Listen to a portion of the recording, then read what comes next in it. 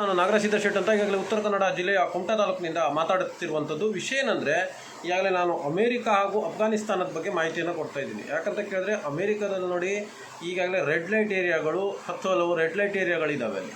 ಮತ್ತೇನಂತ ಕೇಳಿದ್ರೆ, ಹೆಣ್ಣಿನ ಮೇಲೆ ನಿರಂತರವಾದ ದೌರ್ಜನ್ಯ ನಡೀತಾನೆ ಇರ್ತದೆ. ಅದೇ ಮಾದರಿಯಲ್ಲಿ ಕೆಲವೊಂದು ಕಡೆ ಇಲ್ಲಿ ಭಾರತದಲ್ಲೂ ಕೆಲವೊಂದು ಕಡೆ ರೆಡ್ ಲೈಟ್ ಏರಿಯಾಗಳು ಇದ್ದಾವೆ.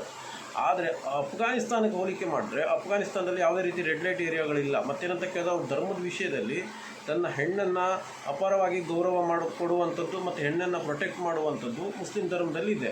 ಅದು ಕ್ರಿಶ್ಚಿಯನ್ ಧರ್ಮಕ್ಕೆ ಕಂಪ್ಯಾರಿಸನ್ ಮಾಡಿದ್ರೆ ಈಗಾಗಲೇ ನೀವು ಯಾವ ಧರ್ಮ ಬೆಟರ್ ಅನ್ನೋದು ನೀವೇ ಯೋಚನೆ ಮಾಡಬೇಕು. ಕ್ರಿಶ್ಚಿಯನ್ ಧರ್ಮದಲ್ಲಿ ಹೆಣ್ಣಿಗೆ ನಿರಂತರವಾದ ನೋಡಿ ಆ ರೆಡ್ ಲೈಟ್ ಏರಿಯಾಗಳೆಲ್ಲ ಇರ್ತವೆ. ಮತ್ತೇನಂತ ಕೇಳಿದ್ರೆ, ನಮ್ಮ ಭಾರತದಲ್ಲೂ ಅದರ ಮಾದರಿಯಲ್ಲಿ ಕೆಲವೊಂದು ಕಡೆ ಇದ್ದಾವೆ ರೆಡ್ ಲೈಟ್ ಏರಿಯಾಗಳು.